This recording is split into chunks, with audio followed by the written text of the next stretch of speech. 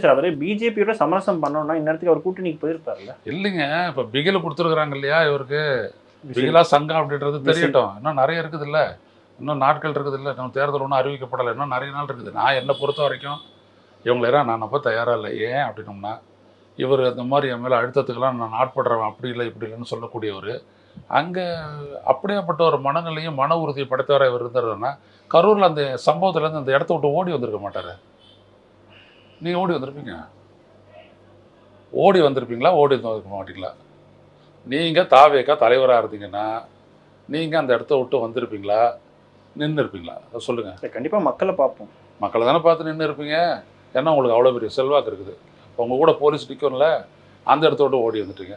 30 பேர் சத்தாங்கன்னு ஏர்போர்ட்டில் சொல்கிறாங்க, பேசாத போயிட்டீங்க. அதுக்கப்புறம் நீங்கள் போய்ட்டு உள்ளே போனீங்க. 3ஆவது நாள் ஒரு வீடியோ விட்டுட்டு 72 நாட்கள் வெளியிலே வரல. நீங்கள் வந்துட்டு ரொம்ப துணிச்சல் மிக்கவர் அப்படின்னு நான் எடுத்துக்கணுமா?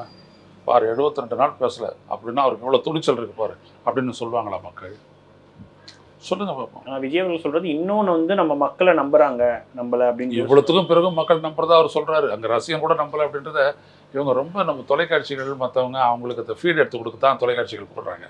தொலைக்காட்சிகளே போயிருந்தாங்கன்னா நல்லா அழகாக பிளானிங் பண்ணியிருந்தாங்கன்னா அங்கே இருக்கக்கூடிய இவருடைய ரசிகர்கள்லாம் என்ன விதமான மனநிலையில் என்ன விதமான ரியாக்ஷன் கொடுத்துருப்பாங்கன்றது எல்லாத்தையும் பார்த்து. நேற்று விசில் சத்தம் பார்த்தீங்களா சார்? விஜய்க்கே வந்து காதை மூடுற அளவுக்கு விசில் சத்தம் வந்தது சார். சார் அது முன்னாடி இருக்கிறவங்களாம் விசில் நிறைய அடிச்சு நான் தானே பார்க்குறேன். விஷால் பார்க்குறது எல்லாத்தையுமே நானும் தானே பார்த்தேன். எனக்கு நல்லா தெரியுங்க எங்களெல்லாம் பற்றி. ஒருத்தன் ஒரு தொண்டன் வந்துட்டு முதல்ல மதிப்பீடு செய்கிறது யார் அப்படின்னா தனது தலைவனை தான். அதுக்கப்புறம் தான் அந்த கட்சியில் அவன் எந்த அளவுக்கு செயல்படணும் அப்படின்றத முடிவெடுக்க போகிறான்.